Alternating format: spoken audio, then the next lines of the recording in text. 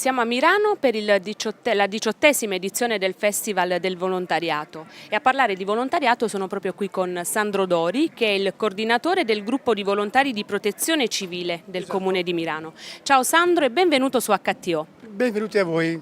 Grazie. Allora, parlaci un po' del gruppo di volontari qui di Milano. Quando nasce? Nasce nel 2004, verso la fine del 2004, perché Milano mancava e perché delle persone sono andate disponibili ad impegnarsi nel volontariato per questo tipo di attività. Non c'era e l'abbiamo creato. Bene, quasi insomma una quindicina d'anni ormai che vi dedicate al volontariato. Ci parli un po' di quali sono le vostre esperienze, di che cosa vi occupate principalmente? Allora, si può dividere in due l'attività nostra. In tempo di pace, tra virgolette pace, quando senza emergenze, noi lavoriamo con i bambini specialmente, con le quarte elementari, infatti ogni anno andiamo nelle scuole, ne abbiamo 5 a Milano, 5 scuole, e presentiamo cosa facciamo, cosa fa il volontario, come interviene, cosa fa. Gli facciamo vedere la tenda, la torre faro, tante cosine interessanti e poi li facciamo lavorare con il plastico che vedi qui, che questo plastico è un'ipotesi di campo.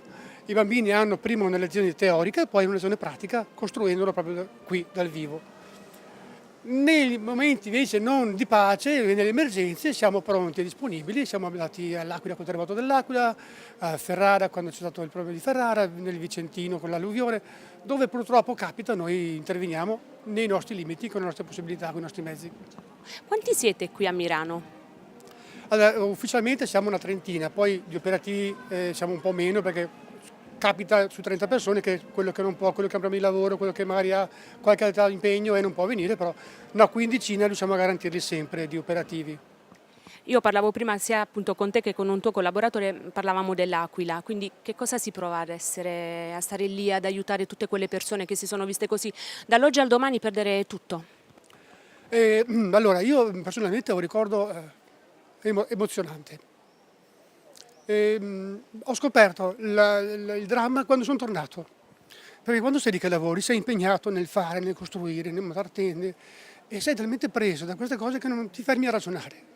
Torni a casa e vedi i servizi per televisione, vedi quello che hai fatto, quello che hai subito, ti rendi conto del dramma e rimane dentro per sempre. Il dramma e noi dobbiamo ringraziarvi non una volta ma tantissime volte perché date tante delle vostre ore, del vostro tempo, togliete anche il tempo ai vostri familiari, ai vostri figli e lo dedicate ad altri ed è veramente una cosa enorme per noi. Non capita anche qualche problemino perché in famiglia, sai, ti dicono dove vai? Devo fare in protezione civile, ancora. Fai volontariato a casa, dammi una mano. Comunque dai, lo facciamo col cuore, lo facciamo perché ci sentiamo di farlo e continuiamo a farlo sempre. Ecco. Sandro, parlavamo adesso del plastico, ritorniamo un attimo anche al plastico. Ci spieghi un po' come funziona? Noi siamo in una tenda un po' particolare.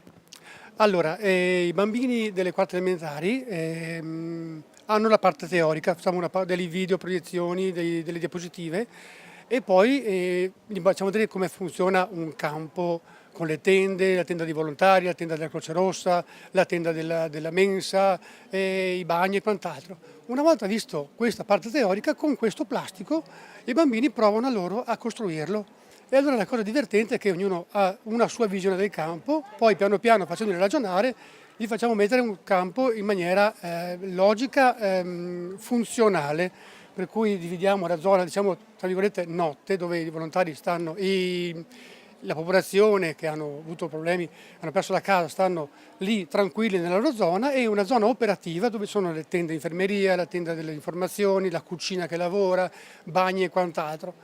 Per cui il plastico l'abbiamo costruito noi, i nostri volontari piano piano con compensato e tante ore buona volontà hanno costruito il campo e niente, i bambini così toccano con mano la logica di costruire un campo, poi li facciamo ragionare in questa tenda, cari bambini guardate questa tenda qua, sentite che è caldo qui dentro, pensate un po' a vivere qui, non è che sia un divertimento, è una costrizione pesante per chi sta qui tanti giorni e spieghiamo quali sono i pro, i contro, i disagi e il perché dare una mano a queste persone per toglierli da queste tende quanto prima, perché la tenda è un momento particolare dove convivono più persone, anche nuclei familiari diversi, sotto lo stesso tetto, con gli stessi spazi, si ascoltano i rumori degli altri, passami il termine, si ascoltano i respiri degli altri, le liti degli altri, è una condizione un po' particolare.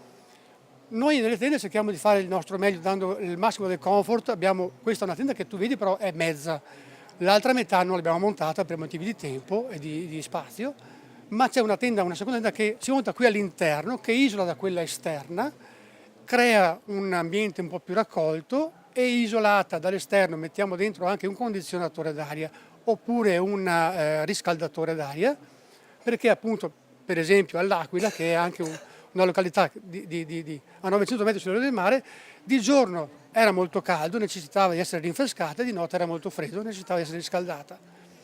È anche vero che la tenda qui viene usata principalmente per dormire, non si fa un'attività in tenda, non è che ne so, stiri, fai da mangiare o cosa, perché nei campi abbiamo la tenda dedicata per la cucina piuttosto che la tenda comune, grande, dove la gente si ritrova la sera per fare magari conversazioni, attività, parlare, fare teatro, fare la messa.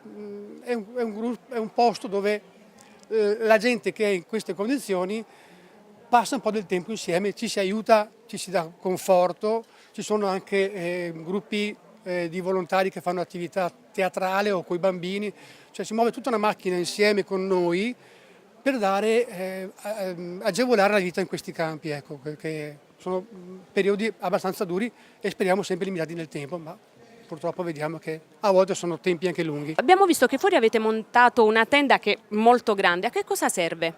Allora, quella tenda è una tenda pneumatica che a differenza di questa ha bisogno di parecchie persone e va su con un po' di fatica, è pesante, sono tanti pezzi da montare, per cui a volte è anche un po' complicato, se uno non lo fa spesso si trova un po' in imbarazzo. Mentre quella fuori è molto più semplice, è pneumatica, vuol dire che con un piccolo compressore portatile si gonfia in automatico, viene poi all'interno rinforzata con i paletti di ferro, ma in realtà va su da sola, va su in pochissimo tempo, è autoportante ed è molto veloce. L'unico handicap è che è pesante da trasportare, però è rapida nel montaggio, fa la stessa funzione di queste.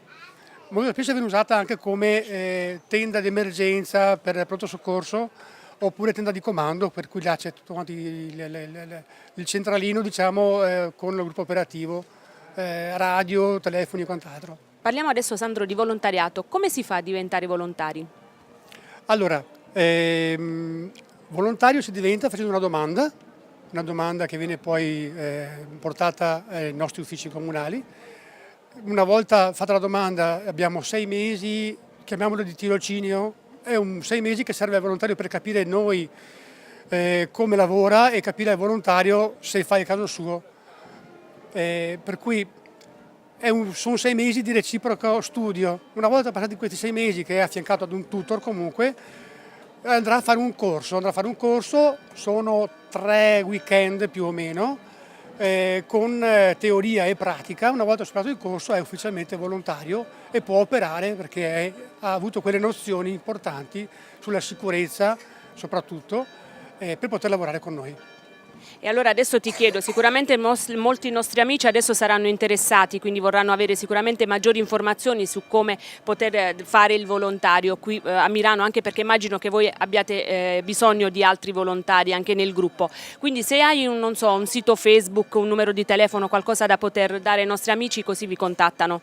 Allora, sicuramente i volontari non sono mai troppi, per cui benvenuti e venite a dare una mano, che ne c'è sempre bisogno.